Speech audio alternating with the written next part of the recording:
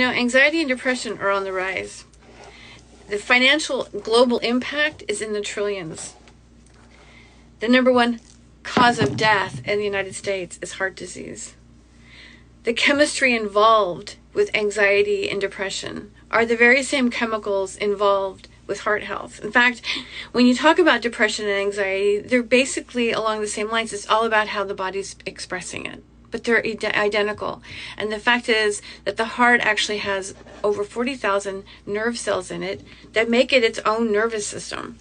But it requires the chemicals from the brain, dopamine, serotonin, acetylcholine, norepinephrine.